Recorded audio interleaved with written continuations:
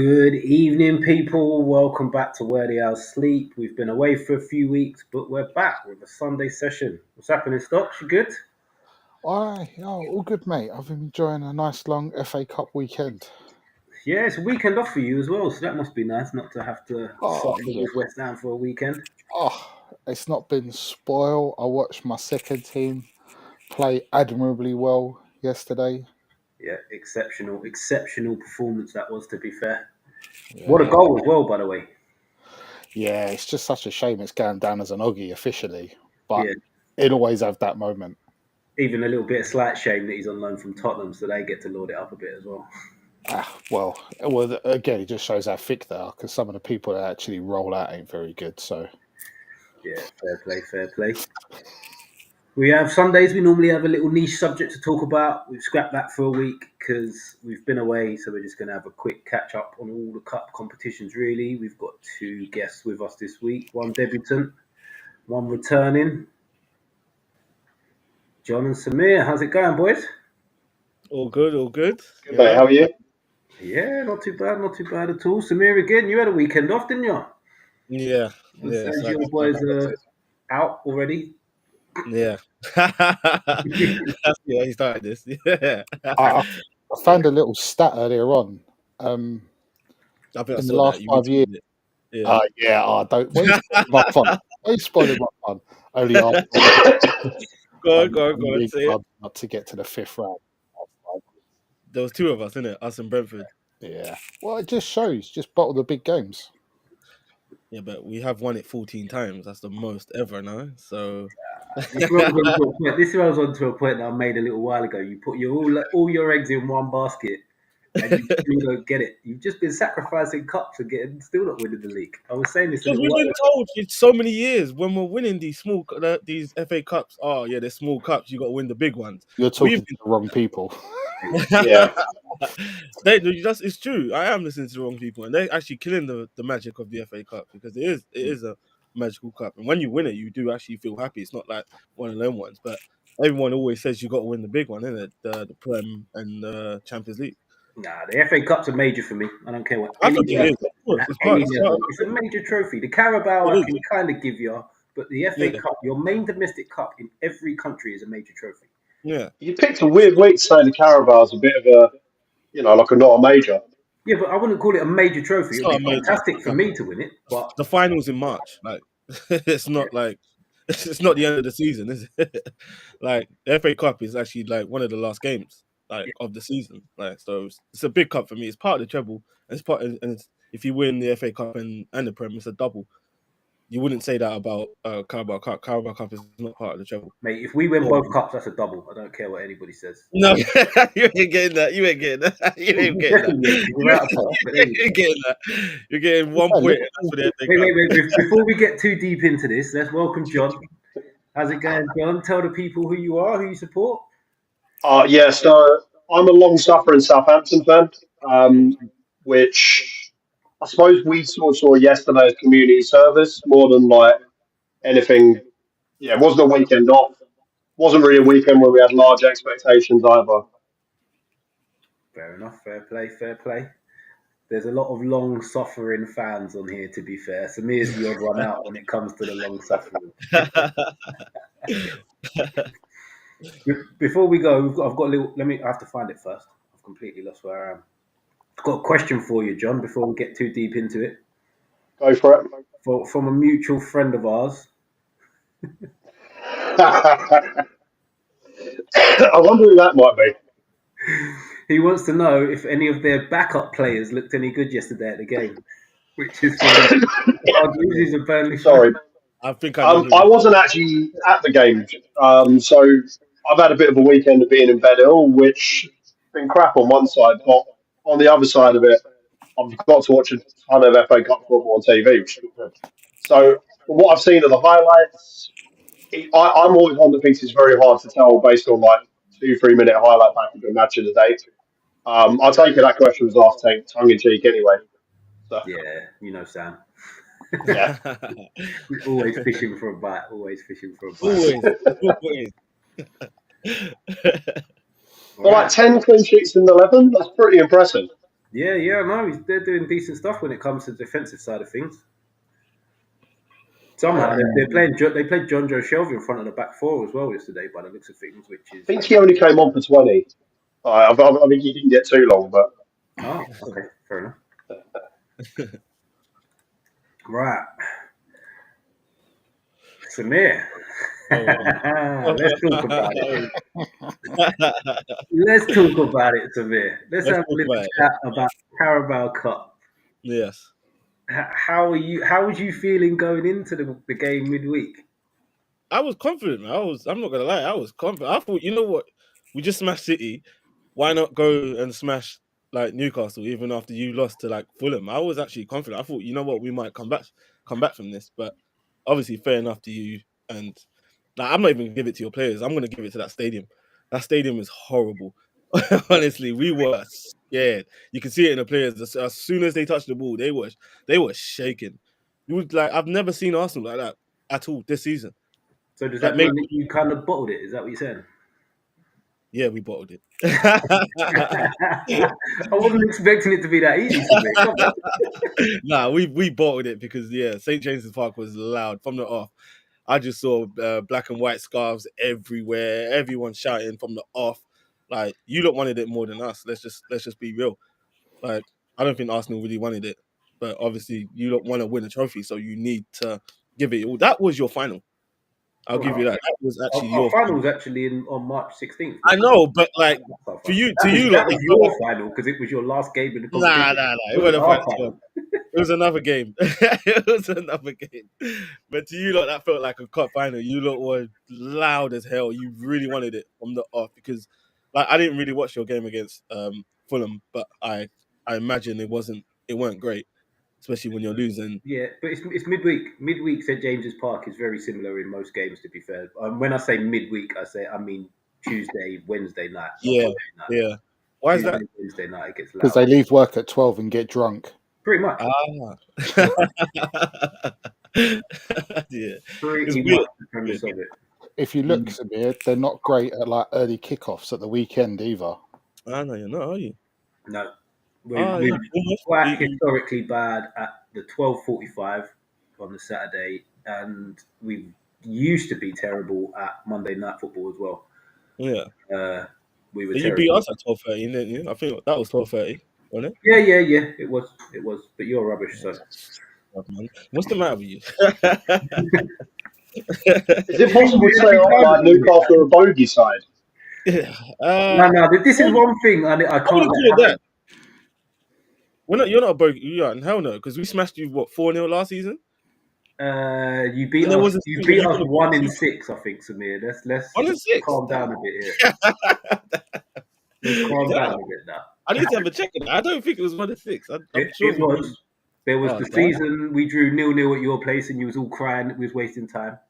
Oh yeah, And then after yeah, that, we beat you 1-0 at our place, and you was all crying because the ball went out, and Joe Linton fouled the goalie, and 9 other million different things happened. It was offside, and all of that. yeah. Then you beat us, and then we've beat you in the league this season, and we've beat you twice in the Carabao Cup this season. So that's Are we one gonna and six, isn't include? it? Are we gonna include the Carabao Cup? Like, Yeah, are why we not? really gonna? Football matches, isn't they? Huh? Football matches, isn't they? Nah, I'm talking Premier League. I'm talking Premier League. Premier League only. Cool. Nah, but fair play to you lot. You played well. You ate us Right. alive. Okay, Yeah. so John, did you manage to pick up any of the game? The Arsenal Newcastle one I didn't. Spurs Liverpool I have. We'll have to roll on to stocks then. Arsenal, Newcastle. What were your thoughts, mate? I thought Arsenal would have put up a bit more of a fight. I'd say it's strange because I like digging out Arsenal because it's funny. Because you always hear how good they are, but I'd say everything worked perfectly for Newcastle that night. The atmosphere, as you predicted to me during the week, you said we'll get an early goal, and then we'll just set up where we don't concede, and it really worked out that way. A lot of Arsenal players weren't very good at all. Were they rattled or did they just not turn up? But both. A little bit of both. The two centre backs, we're always told how great they are. They had a Western. They were chasing shadows. Yeah. I'd say the only Arsenal player that come out of a bit of credit for me was Rice, because at the end he just went around kicking people because he had the ump. Apart from that, it was pretty nondescript. Like, I don't think they showed much battle. And this is always the problem with Arsenal. When they're playing like depleted sides in the league and they're going out and smashing people, like, it's all right because it's just a game. When it's in the league, there's always another game to get more points. But even Man City, before they started winning trophies, they won the League Cup. Chelsea, before they started winning trophies under Mourinho, they won the League Cup. It's not to... All right, it's like the third trophy in this country, at best. But it's a culture thing. It's having your head in the game when you need to win. It don't matter how good you are. It don't matter about pretty passing patterns and getting good goals. You just need to win. And that's what's not good for Arsenal going long term. Because, it was always going to be Newcastle's tie. Yeah. As I said, and St James's, when there's been some beers flowing during the day, hell of an atmosphere. It's not a nice place to go to now. Nah. But yeah, I'll have to echo that. I've called it a starter trophy a few times. As much as a Newcastle fan, I've never seen us win anything, and most of us haven't. So it will be celebrated like a major trophy. As it should. Teams that are coming up and want to win things continually, it is the starter trophy. It's the one you go and try and win. It's the first one you can win in the season, and then you can move on to better things from there. And I'm hoping that's what it does for us, because I believe we go and we beat Liverpool on March 16th, to be fair. The only other thing I would add, Eddie Howe had Arteta's number massively. We set up with a back five, and I thought we'd go the opposite way of what I said to Stocks and just try and frustrate you from the start. But he pushed Shah into midfield to press Rice, and Arsenal just couldn't live with the change at all and how much they were getting pressed. So just thought I'd add that before we move on. Right, the second evening of football, Tottenham-Liverpool go into Anfield with a 1-0 lead. Tottenham, as you didn't watch the first game, John, what were your thoughts on this one? I know Spurs fans are going to be on the fence. I think there's the ones that are going to be giving Ange pelters, and there's the ones that are going to look to the injuries as the reason. I still don't understand how you go there with a 1-0 lead into a semi-final and you set up the way that they did. I thought they were non-existent in so many. Well, I think both. I think all three big areas they were just non-existent in, and Liverpool sort of. I think there was an inevitability about the game unraveling the way it did. Yeah. It was quite a Tottenham thing to do, to be fair. And me and Stocky were speaking during the day, and he said that Tottenham will probably put up a better fight than Arsenal did. And I turned around and said, "Nah, they'll get beat by 4." There you go. Yeah. I couldn't believe it. I was genuinely surprised. I thought that they lead. No, do you know what? Do you know in football sometimes teams sometimes are just generally pretty poor. Then all of a sudden, there's always a performance. In cup games, it comes out of nowhere sometimes. Yeah, I get you. And you're winning 1-0 as well. Yeah. Liverpool were probably expecting, all right, let's put it on them early. We're at Anfield. Maybe that's the one time Ange should have gone for it and just come out swinging. Yeah. And do you know what? Whether they went defensive or went attacking, I think the result would have been the same anyway. So at least give it a bash. He's so weird. I know they've got injury problems, but nah, he's not good. Where do you stand with the injury problems for Tottenham? Do you have any sympathy there? No. They didn't have any sympathy for me this time last year when we had equally as many injuries. And then gave them pelters when they beat us at White Hart Lane or the Tottenham Stadium, whatever it's called. We were never as bad as they were. West Ham were in Europe for 3 years, and we got injuries, and we went deep for 3 years in Europe. But I also think a lot of these injuries are self-inflicted. Oh yeah, Oh, I totally, mate. think it's to do with the way Ange's like training them and so on. yeah. There's just people dropping like flies, and it's just seems baffling to me that that's a cycle you're allowed to Mm. continue. But Well, it's like the two centre halves when they were playing Chelsea earlier in the season. I think both must have passed fitness tests either on the day or the day before, and he still started them both. You started them both. That was so stupid. Yeah, Yeah, I get you're desperate, but that was just like, yeah, you've got, there was no need for it. At least one of them. Like start one of them, bench the other. But he's gone and put both of them in, and then they both came out of that game injured as well. It's just like, and they've not played since. I think. yeah, they've not. Van de Ven's been back for a couple of games, I think. I think I he's think played he's a injured half again. here and there. He has played a few since. Like the last two Yeah. he's been involved in. I think he's injured again though. I think he's missed the last two. I think Yeah, that's today's game. because he's probably doing, when he's playing, he's probably one of their players that does the highest sprints in the game. Yeah, That's as a centre back, which is just stupid. That shouldn't be happening. yeah, it's true. Do you know what? Like Liverpool scored 4 goals, and nothing really jumps to mind about their performance. It was more like, God, that was bad from Tottenham. Yeah, I don't I even don't think like Liverpool were that I don't active. like I don't even think they were great. I thought Liverpool were good. Liverpool was just like they had him in a chokehold. Like they weren't letting Tottenham do anything. Nah, Like I I thought think Liverpool were very efficient and very. It was one of them games that looked like it was a Premier League team against someone in League One. Yes. And Yeah. if that was the case, you turn around and go, that's a very professional cup performance. Yeah. Because Tottenham just didn't do anything either way. Like Yeah. their midfield was rubbish. They didn't really attack. They defended poorly. It was a strange thing to do. Like they've got loads of injuries, but they've attacked. You look at it on paper and you go, it's still all right to go and try and get a goal. it's good enough to create some chances. Yeah. Not it doesn't have to be tons, but to create next to nothing is in a semi-final is insane. Well, they didn't have a shot on target, did they? Nope, not one. I mean, while we're there, Jamie Carragher afterwards. Oh my God! I usually turn the telly off because I don't want to listen to him. Yeah. But I sort of finished the game and I went and got a drink or made a cup of tea or something, and I come back in, and Jamie Carragher just saying, "Oh yeah, Tottenham, innit?" Mm. When it's a big game, I'm like, when do they ever show up?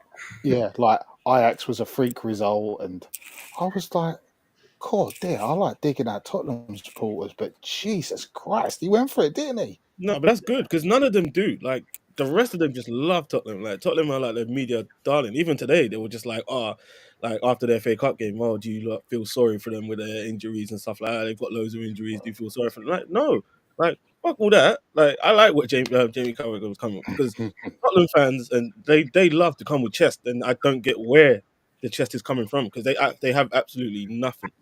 They have nothing. But they come with chest. An interesting way to look at it is like to kind of piggyback onto today's game with Tottenham. If you look at Aston Villa, so the season that Tottenham got to the Champions League final, Villa got promoted from the Champo through the playoffs. Oh damn! And look at the direction both clubs have gone in like 6 years. That's it's crazy. Mental. Yeah. Villa are streets ahead of Tottenham in pretty much every single aspect as well. Yeah. Like starting 11, squad depth, manager, the way they play, everything. They're just such a better team, club, everything.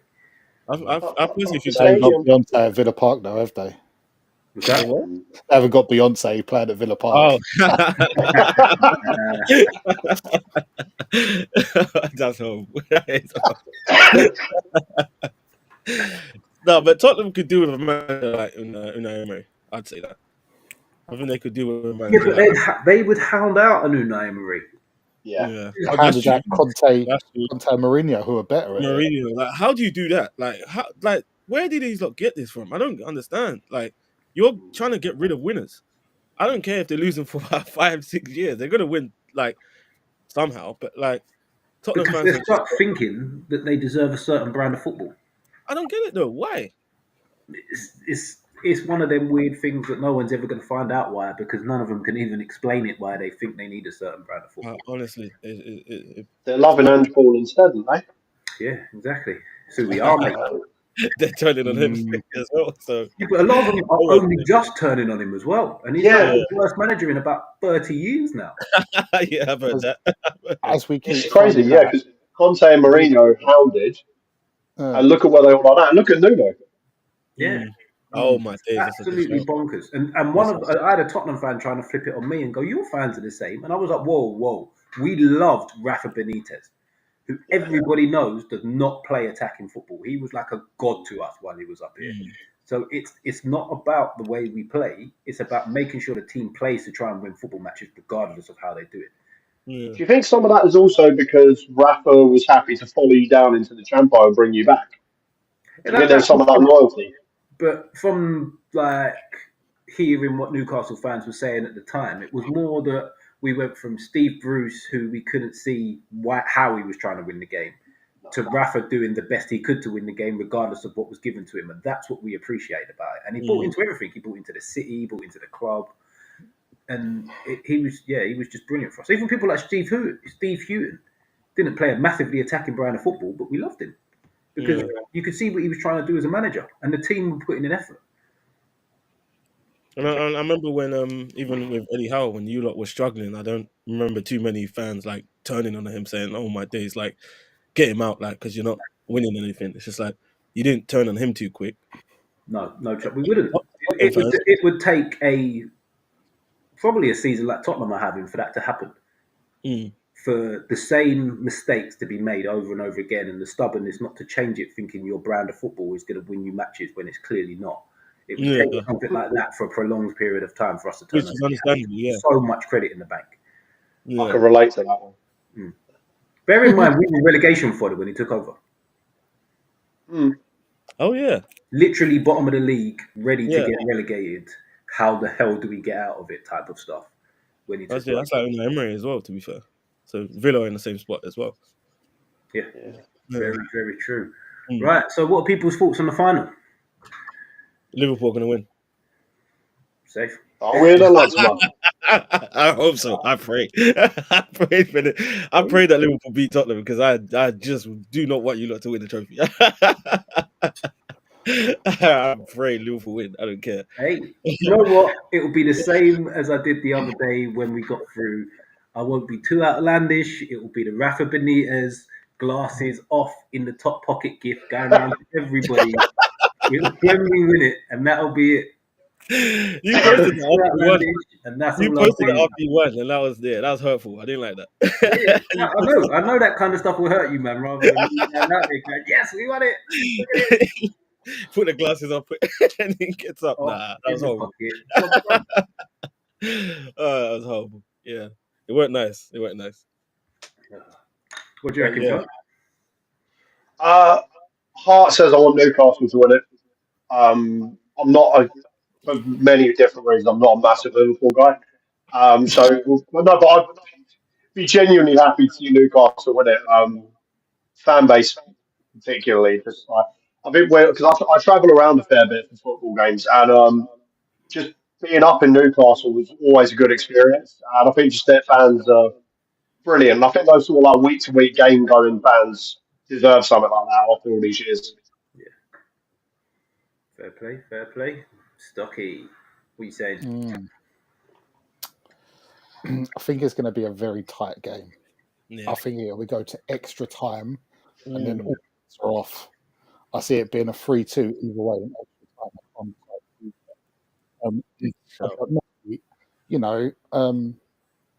I quite like West Ham having won a trophy more recently than Newcastle. So I'd like to keep that. I'm expecting a free night out on the beer on you, so I'm conflicted. Yeah, we'll see how it goes. Wait, I heard a debate the other day on you saying West Ham's trophy that they people were fully debating if they'd rather win the Carabao Cup or the Europa Conference League. What? A full-blown debate. So I'm going to throw it out there. I know what Stocky's going to score already. Yeah, there's no point asking me. What do you reckon? So the argument basically was a lot of people were saying it's probably harder to win the Carabao Cup once you're in it. No. Oh no. Than the conference. Than the Conference League, yeah, due to the teams you have to get by in the competition to win it. That depends on who you are. Because if you're Chelsea this year, no, it's just not the case. Oh yeah. Yeah, that's true. If you're looking at West Ham, I think it was harder for West Ham to win the Conference League than it would be. don't know. Because think, if you get a tough draw in the Conference League, all the way through the toughest draw you can get, you're probably going to play two teams on par or better than you as a Premier League side. Whereas in the League Cup, if you get a tough draw, you could potentially have 4 or 5 teams that are level with you or better than you to get to win it. And one or two teams that could probably put out a second string that would give you a game as well. So yeah. But where do you two lie? I know Stocky's going to say Conference League. John, I'd say what do you say? Well, I'd prefer to win. I'd prefer to win the Conference League, but I can see why people would say that. European pedigree, isn't it? yeah, Yeah. I think it is League Cup's the hardest. Yeah. See, I sort of see. I would say the League Cup's probably slightly harder to win if you get a tough draw, because equally you could get 2 teams from League Two, and then a Championship team, and then just play a Premier League team in the final. Yeah. But I would say that the Conference League is a better trophy to win. Yeah. Yeah. Because you win the League Cup to get into the Conference League. If you win the Conference League, you're in Europa League, which says to me it's a step up trophy. Yeah. Yeah. So yeah, conference is better. But maybe Carabao Cup is harder to win. I don't know. It all depends on the draw. Like all cup competitions depend on the draw. You could get to the final and not play any Premier League teams, and if you're really lucky, you might even play a Premier League team in the final. So it literally depends on the draw, but it could be harder to win. Although it's definitely not a better trophy to win. I don't think. Nah, it's still a European trophy. That's another thing, isn't it? Because it's European. I'd rather win that. Yeah. And I was reading up earlier because I thought, you know what, we've already qualified for Europe regardless of what happens, but apparently not. So you thought because you got to the final, you qualified? Yeah, I thought if Liverpool win it, we're in it already, but it filters down into the league. Oh, yeah. Oh, wow. So if Liverpool win it, will filter down to a league position. There'll be a lot of teams wanting Liverpool to win it then. Well, we'd also have to finish below 8th, even if we won it. Right. It would not filter down to a league position. If we finish 5th, 6th, win it, it still filters down to a league position. But you'd rather want Champions League, but would you be happy with Conference? I'd be happy with Conference League, yeah. Yeah. My thing for this season is any European football. I get that. That's cool. I think any European football keeps all of our best players and lets us build again next season. Jumping back into the Champions League means we get to rotate less when it comes to midweek games because we're going to have to try and compete, and our squad's still not ready for it. So I'd be happy with any form of European football. Of course, I'd want the Champions League, but I think it would be a lot tougher to maintain league form again in the Champions League because you can't rotate as much as a Newcastle in the Champions League if you want to get through. Yeah. Although the new format might allow for a bit of that, to be fair. How far are you from 8th? That's a good question. I'm going to guess 7 points, but damn it! I need this track next season. I don't want you getting no. Like, so you think if you got Europa League, you'd be able to keep this shit? 100%. Nah. This season it's European football, so I don't think Europa League would be enough. I think Champions League. If you don't get Champions League and we put in like 150 plus, I think it would leave. Well, 1, you haven't got 150 million. Yeah, we do. 2, that's barely even a move forward. In the next couple of years, we're going to be on a very similar level. And 3, behave yourself. Go and find yourself someone else to draw over. Nah. After what I saw on what was it, Wednesday? We definitely need that guy. Yeah, you might want him and need him. We need him. No, we need him. We need him because. By the way, wait. 150 mil was like 3 months ago. What's your problem? Yesterday's price is not today's price for me. What is in this case? Come on, with 175 now, please. Yeah, it's 150. If you don't get Champions League, it's for 150. Take it. We'll see. Even if we don't get Champions League, you won't be going anywhere anyway. I think he would. I think he'll leave. I think he'll say, "Listen, guys, I want to play Champions League football. Let me go." End of next season, we need Champions League football. This season is Europe. Yeah, but we need him next season, so. Havertz is plenty good enough. Don't worry about it. To be fair, there are other options. Right, let's roll on to the other cup competition that we've been having this weekend. These pictures are quite small because there's a lot of games, but last time we spoke about the last round, there wasn't really any standout performances or really any standout results. We had a couple of very nearlies. Let's start with the local boys. Orient gave Man City an almighty scare yesterday, and there was an absolute wonder goal scored as well. I'm going to start with you, Stocks, as your Orient are your second team, and you go over more than the rest of us. Mhm. So talk us through it. Talk through your day as an Orient fan yesterday. Oh, I mean, first of all, I was a bit cheesed off. I didn't get a ticket. I wasn't able to get a ticket. They were serving bacon rolls on pints from 10:30 in the South Stand. I'd have been all over that. You know what? It's weird because you're like, it's just a bit surreal. Like the team that have just won 4 Premier Leagues on the bounce, playing at Orient, and just giving them a game. Like you don't expect to win, but you're just so proud to give them a game. And all right, they had a couple of debutants and things like that, and but when you still look at it, they still had Savinio, Grealish. Yeah. Who else? They still had plenty of good players. Yeah. From But looking at the lineup, I don't remember it. I don't remember looking at anybody's name and thinking, "Who the hell are they?" So yeah. Yeah. it was Bernardo shit. started, though. Well, and Bernardo's do keeper. you know what really showed me that Orient done well at half time when Pep Guardiola has to drag his two centre halves because Yeah. they've been run ragged? I mean, obviously the players were like properly excellent, but do you know what? A big shout has to go to the gaffer as well, Richie Wellens, because you know they're playing in League One, so nearly every week's 2 games a week. Yeah. And Orient, like everyone keeps going about Spurs, Orient have got horrendous injury problems too. So like their skipper was missing. Skipper, main centre back, the leader. Yeah, Yeah. exactly. And do you know what? They just everything they did was really good, and it took like Kevin De Bruyne coming on to like knock them out. And even the first goal was like the first City goal was so fortunate. Yeah.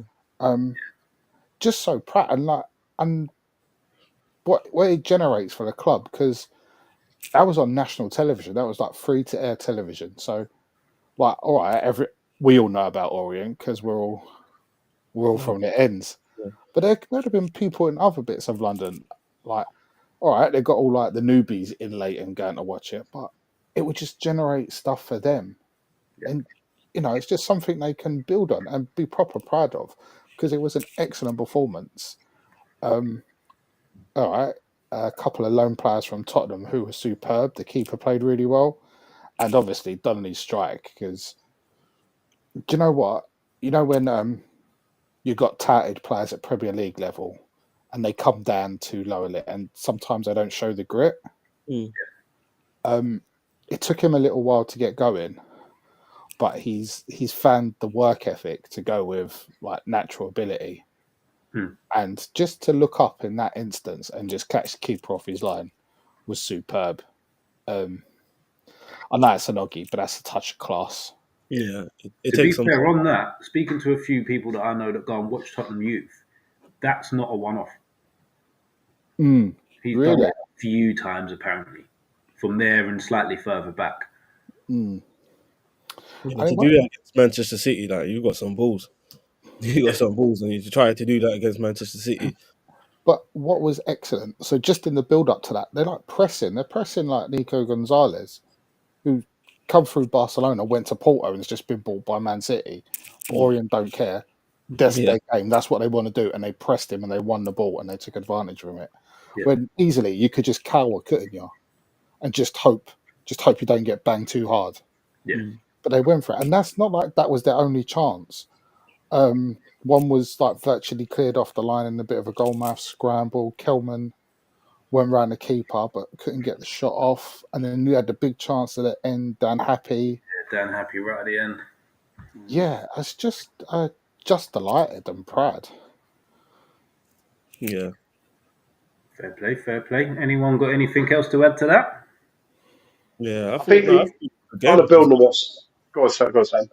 No, yeah, no, I thought it was a brilliant game to watch. I thought, wow, like Stock said, you got 4-time Premier League champions here going up against League One Leighton Orient, and I thought, wow, like they almost look like equals in a sense. Like that's how crazy it was. Like I thought Leighton Orient put up a fight, tackles were flying in, like they weren't scared. That's the main thing. That's what I'm proud about. They weren't scared at all.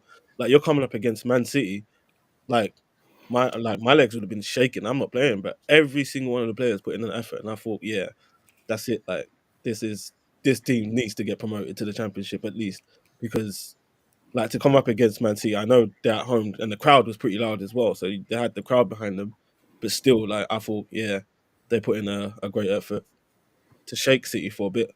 Like you said, you had to bring on Kevin De Bruyne. I think Foden came on as well. Came on, Yeah, both came on at the same time. That's how you know that guy was scared. That's how you know Pep was scared. He's like, "No, I'm not having this. I'm not having this." But yeah, no, I'm proud of Leighton Orient, man. And they didn't just come on, by the way. They came on for the 2 youth prospects that started the game. It wasn't like Yeah. they made changes for anybody else. They left the big names on and brought the 2 biggest names they had on the bench. Exactly. Yeah. It just shows. That would give me so much confidence going into next week, seeing these lot have brought on their big guns because they're scared, innit? Because of us. Like that would make me flipping ready to go for the next game. You kind of hope with a performance like that if Orient are looking to kick on and like put together a playoff push, that this kind of gives that group of players the belief that they can do that and they can compete. So I don't think they're necessarily one of the. Don't think I think in terms of like wage budget and stuff like that, they're one of the smaller teams down there. So I think it's just that character and belief is really important as well. Just the performance from that. Yeah, because you've got some heavy spenders in that league. Because you've got Wrexham are in there, Birmingham spend massive. Like Birmingham striker cost 15 mil. Yeah, in League One. That is crazy. He's a good striker. The thing that I've watched a fair bit on it. The one thing I haven't heard anybody sort of say, which they should really be saying, is how special that stadium must be. Because this isn't the first time. Newcastle went there years ago, didn't win. Arsenal have been there, didn't win. Went to a replay. Spurs, I think. Well, I think Spurs won in like the 95th or something. Yeah. Gary Doherty scored. Yeah. And I haven't heard any of the media or any of the pundits saying maybe there's something about the crowd and about the stadium that makes it happen. Because it's very rarely you see a Prem team or a bigger team go there and just take them out. It's a pretty regular occurrence. They've done it 4 times in what I'm going to say is probably the last 20 years. Yeah. And you know what? It's quite an intimate stadium for like modern standards. Although you got the flats in the corner. It kind of works in a way because in a big game you have all the people on the balconies. It's kind of good. And I'll say the special thing about Orient, like despite being in London, so you've got Arsenal, Tottenham, West Ham.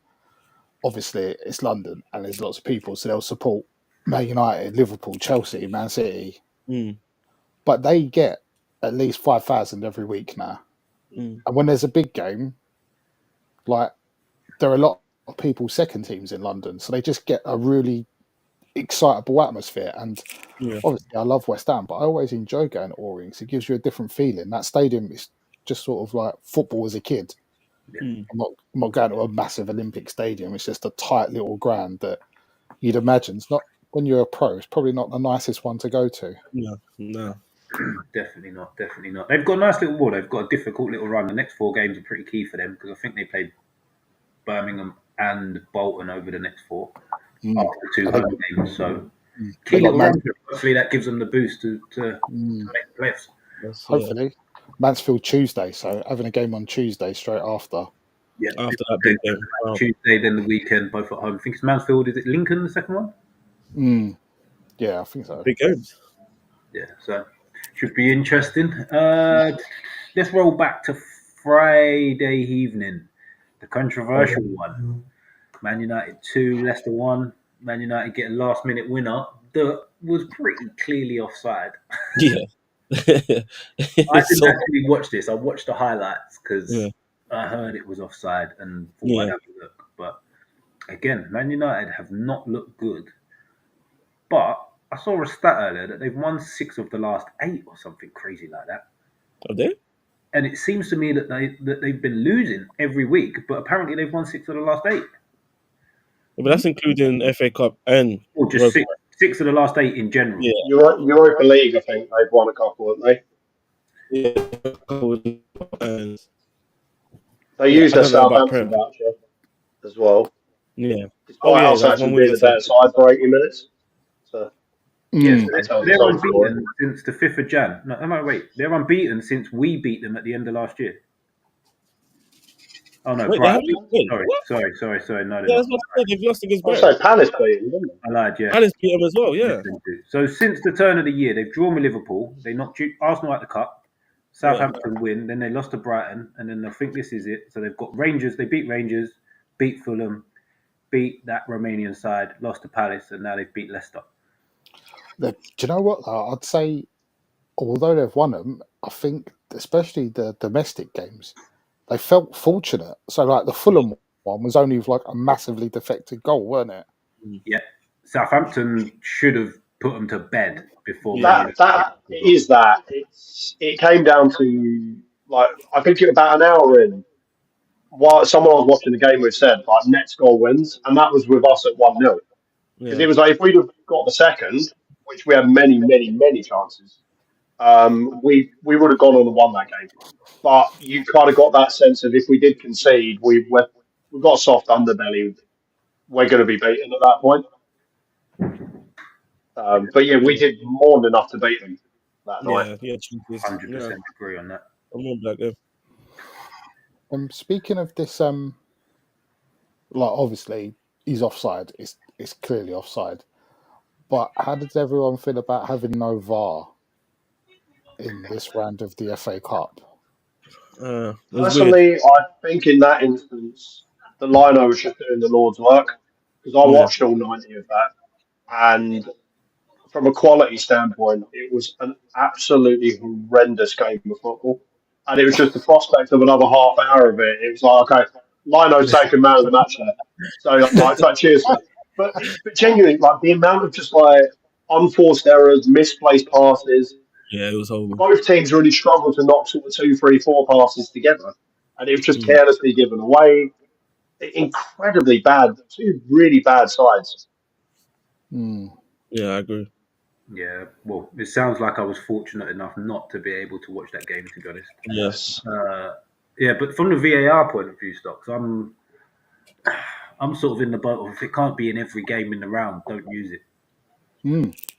I think, well, especially with, all right, the Man United games stank, but the games I watched this weekend all had an excellent pace about them. They had a frantic nature that you look for in cup football, and that's because it weren't being stopped for 2, 3, 4 minutes. Yeah. Because and no, it works both ways. Because you could say, oh, the lower side get a breather, but also if you got momentum, you want to hit on it, even if, yeah, like, keep stopping the game. It's always going to favour the bigger sides because, well, generally they're better, and if you lose your momentum, it's hard to regain sometimes. So, and every game seems so much quicker. I'm sure we'll get onto it, but the Newcastle game was frantic, and there were plenty of contentious decisions on that you could see going. They're talking about for 5 minutes in the booth. Yeah. But every single game was played at a pace, and all right, mistakes happen from officials, but players make loads of mistakes as well. So I've always been of just deal with it, and I think it really contributed. Although there were some poor decisions, there was a stinker in Blackburn as well. They should have been 1-0. I was going to say, penny for the faults of a Blackburn fan on that, because they've had a perfectly good goal chalked off. Yeah. And then 5 minutes later, they were 2-0 down. They could have been 1-0 up. Yeah, it was 0-0 at the time as well, wasn't it? Yeah. I mean, yeah, but I'd say generally for the game and a much maligned competition over the years, the way it's been treated, I thought it was the real shot in the arm of just quick, pacey, energetic games that made them all a lot more entertaining. Yeah.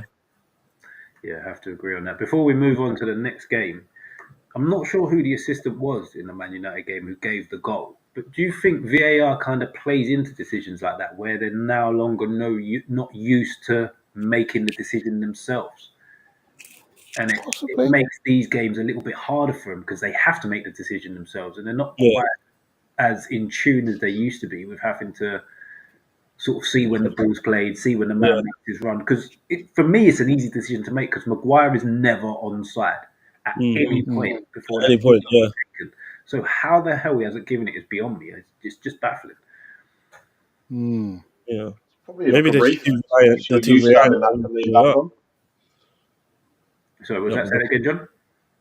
I think it's probably just like from a Lino's point of view, it just becomes like a bit of a reflex almost because you're used to the idea of, I don't have to make that call. So Yeah, exactly. That was my point. I think they're too reliant on VAR. So for that one game, they're thinking, "Oh shit! Like, what do I do?" Like, they don't know what to do anymore because they don't have that VAR call anymore. I think they are a lot reliant on VAR now, isn't it? So But that yeah. said, that assistant might not have ever assisted in the Premier League, so I might be talking bollocks on that. Oh, okay.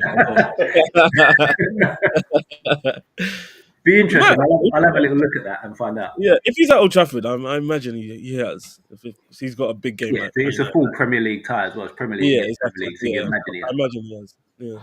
thing is, Okay, it was some a bit stuff. nifty out, wasn't it? Yeah. I He was think he probably just going to didn't be fancy soaked. another half hour. Yeah, he was soaked from that hole in the roof. Yeah. He was down the end where the puddle gathers up. Yeah, it's cascaded. Yeah. Right, as we're talking about slightly contentious decisions, and Stocky's mentioned Newcastle Birmingham already. Anybody watch that game? No, Loved it. It no. was a brilliant game. As Yeah. much as I was getting frustrated with the way Birmingham went about things in the second half, it's kind of what you expect them to do.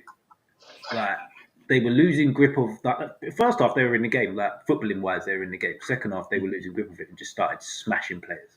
And it was annoying for as a Newcastle fan, but if I was Birmingham, that's what I'd be doing. Yeah. So, what did you think of the game, and also the first goal, the first Newcastle goal, should I say? What's the first Newcastle goal? The Willock. Was it over the line? Did it go in? Did it not? I think it did. I would have said I don't think the whole ball crossed. I felt the keeper was just far enough behind the line that, yeah, I think it's marginal, but I think it probably is over. I'd have given it. Go on, Stock. I was going to say, I know what you're going to say, and I much agree. But you'd probably say it's probably more likely just over, and I'm probably saying not all of it. But there's absolutely no conclusive evidence either way. Yeah. No, there's not. And I get the argument because I was having a debate with Birmingham fans last night on Twitter about this. Their argument is that unless you're 100% sure it's gone in, how do you give it? And my counter argument was the assistant flags instantly, no hesitation, nothing, instantly. So he is sure that it's gone in. And that's the only thing we can rely on because he's the one best placed to give the decision. I'd love someone with some mad technology to figure out either way if it went in or not. For me, it looks in, but it's a very difficult one to give. And if he's got that right, that's an exceptional bit of officiating. And I hope for that sake it can be proved because if he's right and someone says it was in, it can get a little pat on the back because rarely officials get that. I don't think you can get them sort of things right though, can you? Without goal line technologies, you will never get the answers to it, really. So it's one of them ones. Yeah, there ain't no goal line technology, there ain't no VAR. Just like move on, innit? What can you do? Like, let's not cry about it too much. Speaking of Birmingham's second goal, I was about to say better than the Orient goal, or yeah, it's on par. It's definitely on par. Cool. You're not going to see many better goals than that across a season anywhere. It's an unbelievable hit. If there weren't a net, it'd still be rising because that was rising when it touched the. Oh god! Yeah, that's knocking someone out in the crowd. Telling you, because they had their striker just sort of coming back towards it. He sort of like ducked out of the way, didn't he? Because that would have took your head off. Yeah. Have you seen this one, Samir? No, I haven't seen it. Trust me, watch the highlights. Birmingham second, which makes it 2-2, is a ridiculous strike. He's caught it so well. Yeah, and the angle the ball's come out at, so it's cleared and it's bouncing and it's sort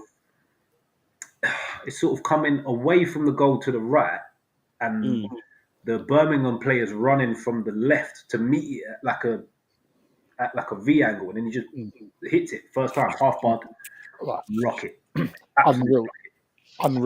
unreal technique to get his body in the right position to hit it like that. Yeah. And Big Kurt was saying like he scored a few long ranges this season. Apparently, yeah, he's got about 6 goals this season, and 5 of them are from a similar distance. Oh wow. But it's an unbelievable strike. I thought Birmingham were class, to be fair. I thought they were well in the game to make it 2-2 as much as we were in control. And second half, they did what they did to stay in it as long as possible. It's just the quality, Newcastle's quality shone through in the end a little bit. Newcastle's quality, we did. Bruno started, and then we subbed Bruno for Tonali at half time, and Tonali's class showed through second half as well. I'll say more than anything. That's what got us control of the game. He was the only man at St Andrews who weren't hyped. Yeah. He was cold, and I thought he really, really played well. And again, it's a reciprocal thing, right, between supporters and what's happening in the game. But St Andrews was rocking, and it really did add to the game. Yeah, 100%. Right. Anybody else catch any more of the game Saturday? I can't.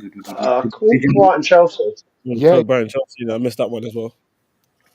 Did you watch any football this weekend, Samir? Yeah, I watched. Because Arsenal were up, you just didn't watch any football. Yeah, I don't care about it. I don't care. Big shout out to Brighton's second goal. Them 2 touches were on the money. Yeah. Did one not like hit his armpit or something? No. It was Lamptey in the build-up. What Chelsea are complaining about is a handball in the build-up, which is a harsh handball. No, Matoma takes the touch and it's like there. Like inside of the shoulder, yeah. The Matoma's definitely not handballed it. They're complaining about one by Lamptey, yeah. But I don't even think with VAR they get it. Oh, okay. Because he kicks it and it hits someone and then it hits his hand, drops back to a Brighton player who plays in Matoma and he takes a touch and buries. Well, that's interesting. Quite similar to the one with you in Tottenham, no? Huh? Was it not quite similar to the one with you in Tottenham? Yeah, but it was less of a handball than that one was. Oh, okay. Because his arms were down low. And that one, like the Joe Linton one, was a lot more contentious. If that had gone the other way, I don't think I could have complained about it. This Brighton one, I don't think it's ever going to be given as a handball.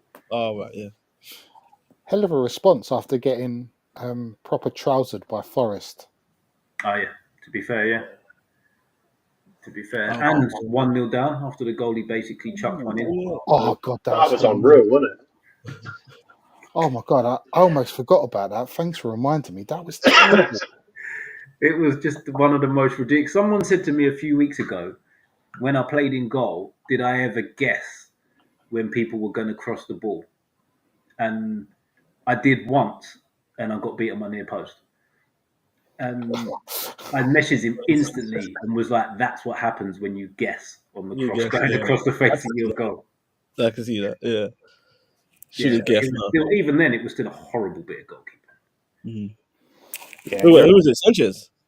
No, the Brighton goalie. Oh, okay. Oh, he scored an own goal. Oh, okay. Like, you'd have the if someone done that in a pub side on a Sunday morning. Yeah. So, like, all Premier League, FA Cup. Excellent response from Brighton. Yeah, they. And like Chelsea since Christmas, it's been quite a remarkable decline, hasn't it? Oh, look at Samir nodding happily.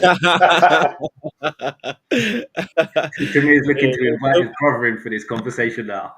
They were talking about title race, and I was just like, okay, next season, okay. No. But this type of thing happens with new managers to the league. Like you play everybody once, and your style of play, no one knows about it, and you get a load of results. But unless you're a really good manager, once people know how you play, they'll make tweaks to stop you playing. Yeah, And you've then got to make tweaks to still win games. And he doesn't seem capable. yeah, A doing that. little bit like Ange doesn't seem capable of making the tweaks to win games now. Yeah, no, that's true. Massive result for Millwall in there. Again, 2-0 win at Leeds. I'm not sure if Leeds doctored the side a bit because obviously they're 10 changes. Yeah, really. They went. Yeah. He's evidently looking at automatic, isn't he? Yeah, fair Yeah. enough. But you still don't want to lose to them rotters. Bournemouth still keeping up good momentum. I didn't like that. I honestly didn't like. I looked at that and I was like, no, because they got Liverpool next, and come on, Everton. Like, why? Why? Bournemouth were very lucky though. By the way, I think Everton hit the post like 4 times. Oh, Yeah, they did. It wasn't a comfortable 2-0. Everton were fully in the game and probably should have had at least 2. I think Everton started far too slowly and they gave themselves too much to do. So when they came out in the second half and created a whole lot more of it, I think 2-0 probably flatters Bournemouth. Okay. But I think when you look up and down those results, there must be a lot of teams like Bournemouth, like Fulham. You think with Liverpool going out today, you start to look at this and go, shouldn't we be having a run at this? Yeah, a lot of teams will. Well, Fulham and Bournemouth are probably 2 of the teams that are now having to make a bit of a decision because depending on who they get in the draw tomorrow, when the next round of games come round and is sandwiched in between league games and they're making European pushes, especially Bournemouth because they've got loads of injuries. And when it comes round to the next round, do they then prioritise this? Do they prioritise the league? Because like John said, you look at the teams left in it. You've got Villa, Man United, Newcastle, and then other than that, City. City. And then there's no real traditional massive sides. And Bournemouth and Fulham would back themselves to beat any of them teams I've just said at the minute. Yeah. Brighton possibly as well.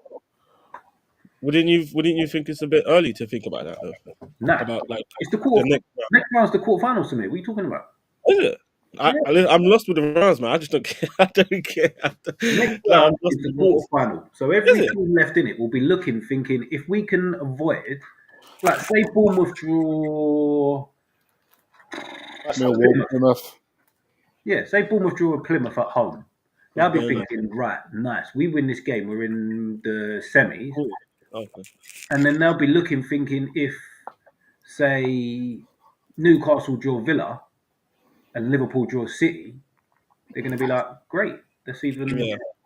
It's 5th round next. Yeah, no. So there's one more before it goes. I was just looking at the amount of teams and saying one more game. There's so many teams. There's so many teams. It's the 5th round, then the quarter. So I think, it might still be a little bit early. I think, if they get through that, then all right, let's I still don't think it's too early because if you look at the magic of the cup, Samir. Obviously, you don't know that in the last 5 years. But... You're talking about European football, though, isn't it? Bournemouth in European, like in a European competition. Who would have thought that ever? Yeah, but they've got a great chance of doing it through the league, let alone through the FA Cup. Ooh, and they could actually win the FA Cup to get European football. To be fair, so you could sacrifice that league position as well. Sometimes. Yeah. So put it this way: if England keep up their coefficient and we get 5 Champions League slots, and then Newcastle and Liverpool both stay in the European places, and one of them has to win the League Cup. That's an extra spot in the league. Yeah. Say it then becomes, even if Bournemouth don't get to the final of the FA Cup, say it's a Man City and Villa final, and both of them teams finish in European positions. That's another space that the league gets to go into Europe. Oh yeah. So that's a lot of European spaces. That could potentially go all the way down to 9th or something like that. And also, Fulham and Bournemouth have not won an FA Cup in their history. So why not go for it? Fulham ain't won anything, have they? I mean, not Fulham. Bournemouth ain't won like any trophy. Has Fulham? No. I think Fulham have been to one final and they got beaten by a particularly talented team in Claret and Blue. Yeah. And they played Brighton. Yeah, they played Scunthorpe.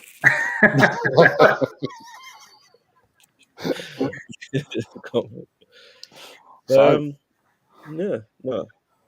But you no still one, got City and no one you still back got in, United.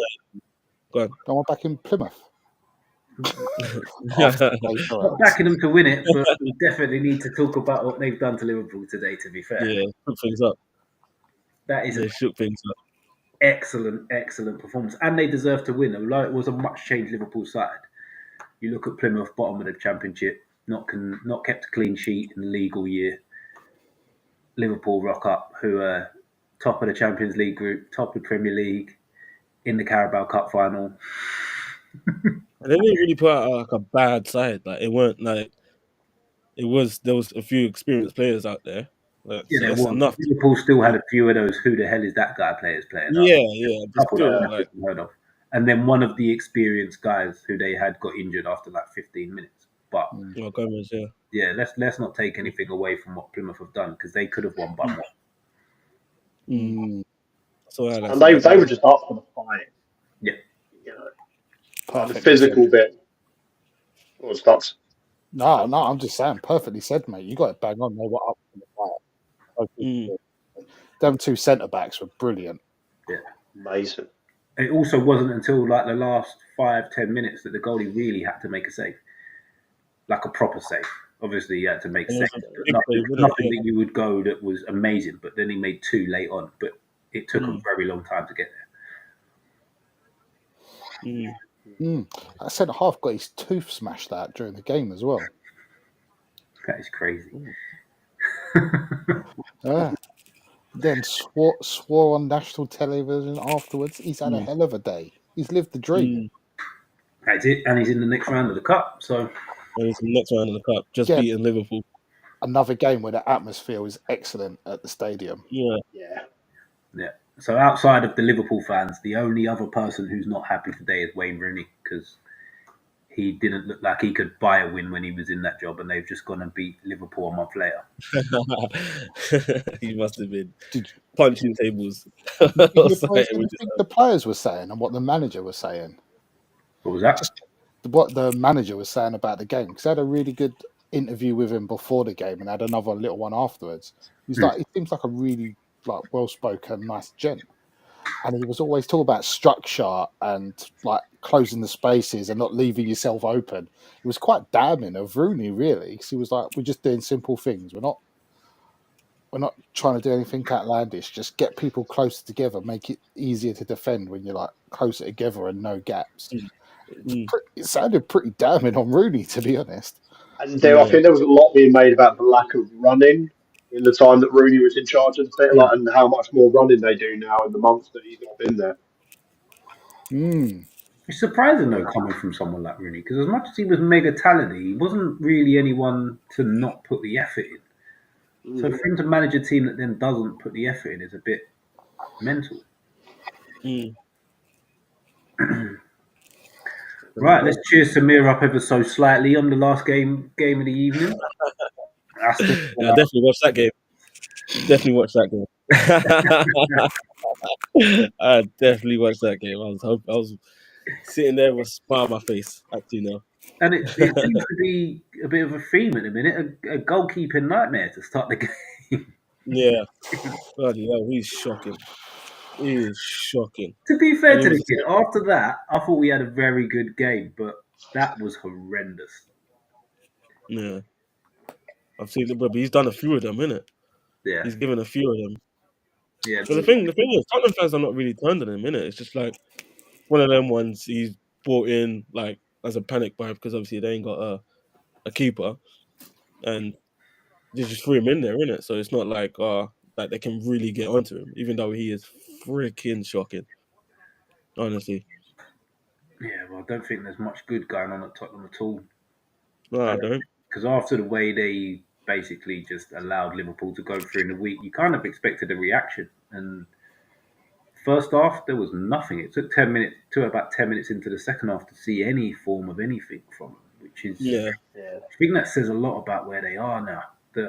They've given up, man. They've given up. They just don't seem to want it enough.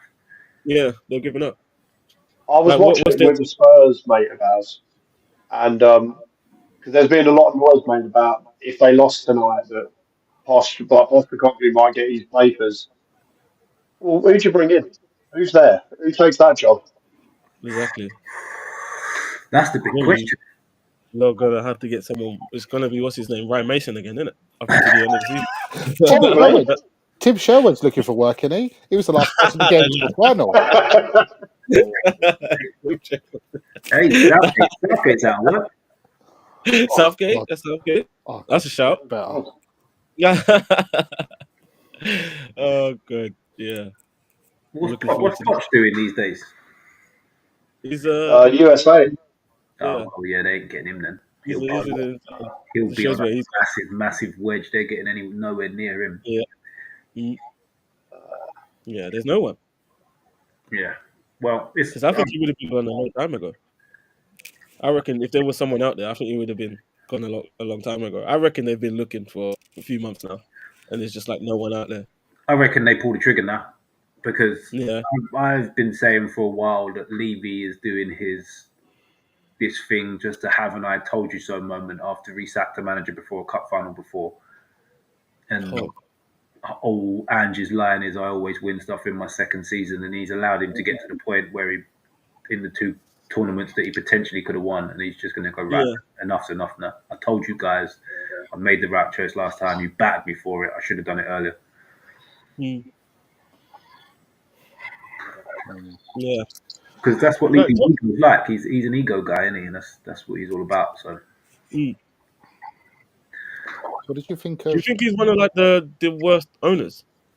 No, I don't either. I don't. Either. He's not a fantastic owner for a club you want run purely for footballing reasons. But you put Tottenham in a position that a lot of fans will look at and think, I'd quite happily be in your position. Exactly. Yeah. Like, they've got a much better infrastructure than they had. They might not bring in the right players, but they spend money and bring in players. They spend money, exactly. No one seems to look at that. Yeah. They don't seem to look at it. They've spent a lot. They're like top 3, maybe top 4 spent in the last 5 years.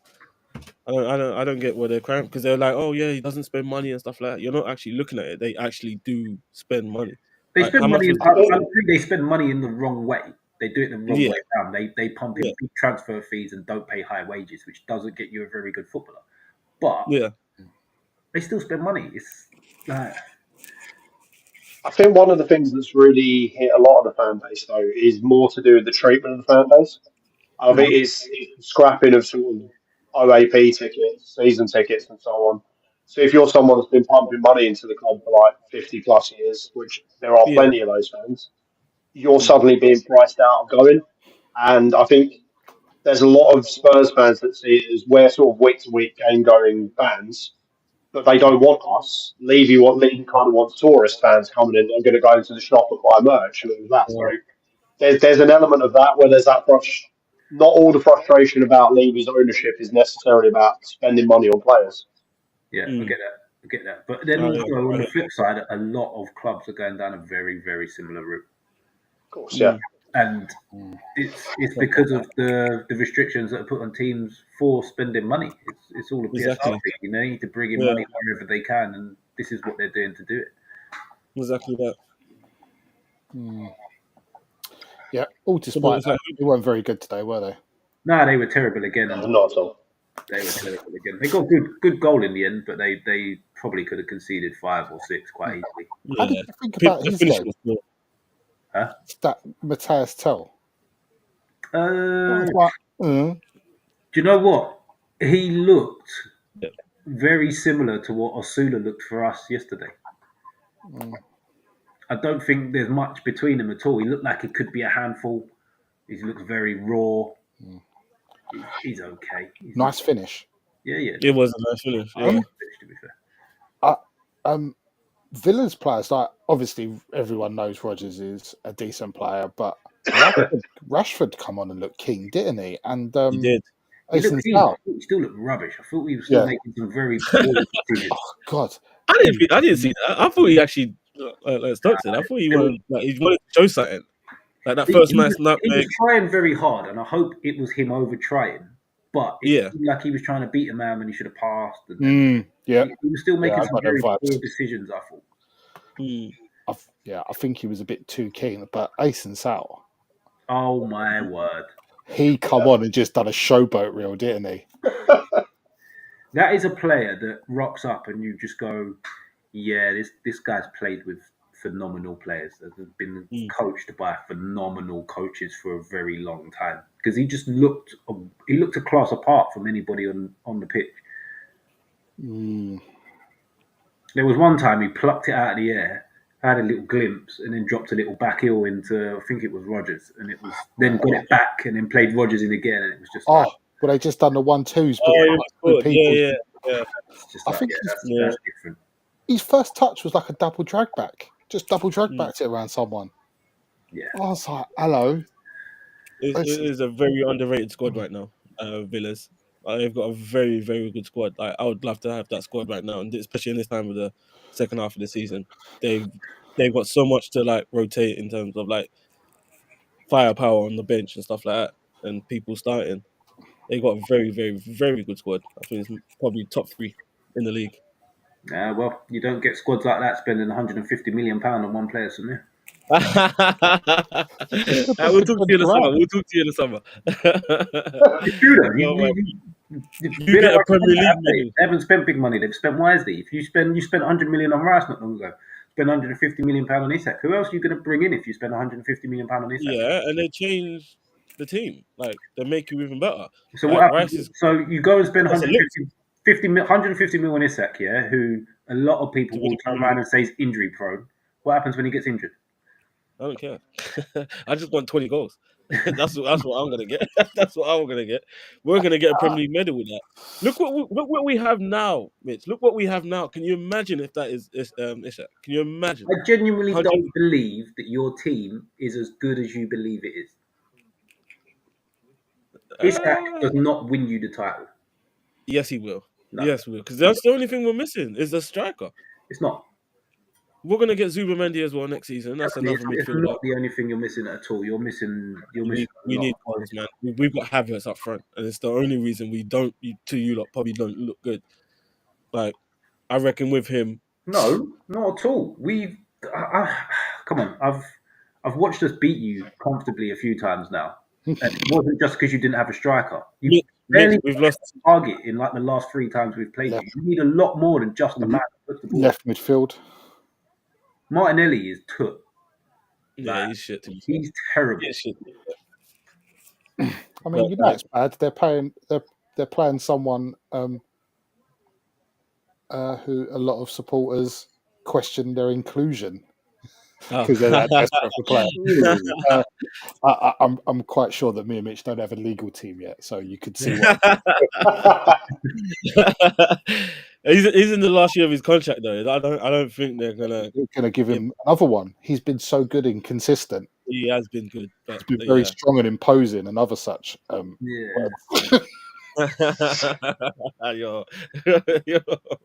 there's also whispers today that Real Madrid might be having a little sniff around Saliba. Yeah, I've been hearing that for the last 2 years now. Not buying it, then? No, yeah, they can look at him, but he's gonna be at there's least more 200 chance of Saliba going Madrid than there is Isak going. No, there's not. No, because that's a genuinely big step up. Yeah, and that's gonna be at least 200 mil. Be it. What you reckon you're getting Isak for 150 and selling Saliba for 200? What kind of crack have you been? We're in a position. You're what? Are you if you don't get Champions League football, like. But wait. We're in a better position. Listen. So the centre back that Isak just turned into a top is going to get sold for more than Isak is. One of the best centre backs in the world. Yeah. The one that Isak just ripped to pieces. Yeah, it's going to get sold more than Isak. One of the best centre backs in the world. That's why we want him. No one else is doing that. Yeah, that means that he costs more than that exact centre back. No. It don't work like that. It don't work like exactly how it works. No, it don't.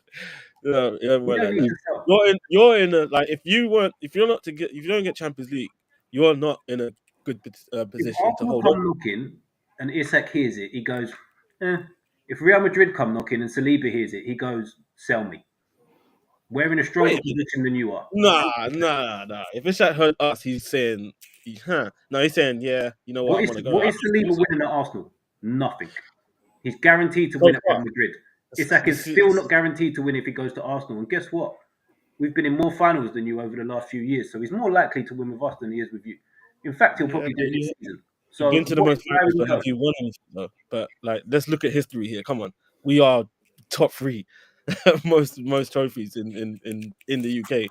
Hey, One of the biggest clubs in the world. Come on. You can look back in history all you want, but you look to the future, and all I'm saying is we're top 2 in the league right now. Yeah, we're top 2 in the league right now. Finishing second isn't the trophy, rude boy. No, but like it's not. I'm not saying it's done, is it?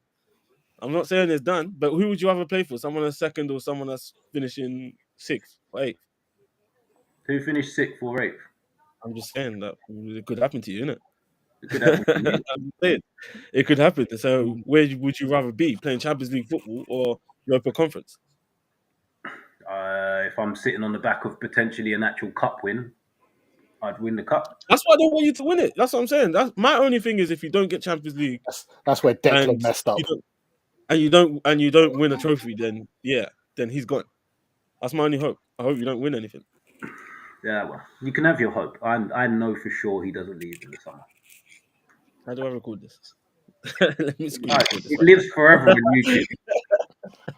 Oh yeah, forever on YouTube. 1 hour 16 minutes in. Clip it, keep it. Yeah, we're coming back to this. Store it in your phone. Do what you need to do, Samir.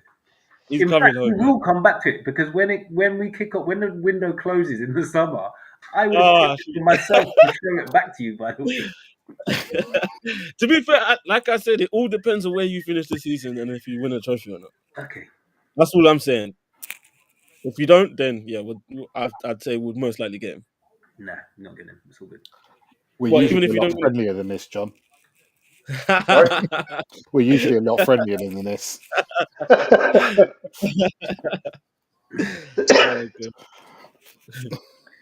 Right. I think we've pretty much covered everything there. There's 2 games left, which are Doncaster Palace tomorrow, Exeter Forest on Tuesday. The draw is tomorrow evening during the One show, I believe. It's something like 7:30. Yeah. Wow. Really, really, really putting the FA Cup on the pedestal it deserves. Just a quick random shout about one of the other games. Did you see the Stoke Cardiff one? No, I missed match of the day last night. I was watching rugby as it goes. So that's fair enough. You know, you're like, I just had one of the moments that proper aged me. So Stoke have got a striker on loan from Liverpool, and he scored twice yesterday. His name's Lewis Kumas. Who's his dad? Oh, Jason Kumas. Yeah. Mad. Didn't Carragher's boy play centre back as well? Who's that? James Carragher played centre back, didn't he? Jamie Carragher. Yes, I think he did. Yeah. Oh, for Cardiff. No, different game.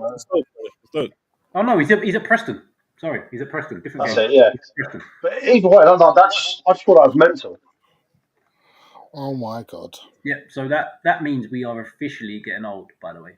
Yeah. The players we grew up watching have now got sons that play in the Prem. Yeah, I thought it was getting bad when Gerrard and Lampard were managing, and now like offsprings have got professional careers. Bonkers, yeah. Absolutely bonkers. Yeah. Right, anybody got anything to plug? Anything they'd like to say before we head off? Praying for Everton on Wednesday. Was it Wednesday? Yeah, Wednesday. You've got a lot of hope. You've got a lot of hope in your life. I need it. Like this. That's the last game. It's the last game. It's their game in hand. Like that's it. Because they do have a tough run of games after that game with Everton. So just hoping that Everton because if Liverpool win that, it's just done completely. Win your game in hand, 9 points ahead. Forget about it. But yeah, let's all get our Everton shirts on, please, guys. Yeah. No, I'm good. Why? Stocks? No, I want to finish above them. Forget about that. Wait. You just told me you want Liverpool to beat us in the Carabao Cup final, and now you want me to hope that Everton beat Liverpool. Oh yeah. I see you're going to win the league. I see where you're going with this. No, Touche. I'm not having it.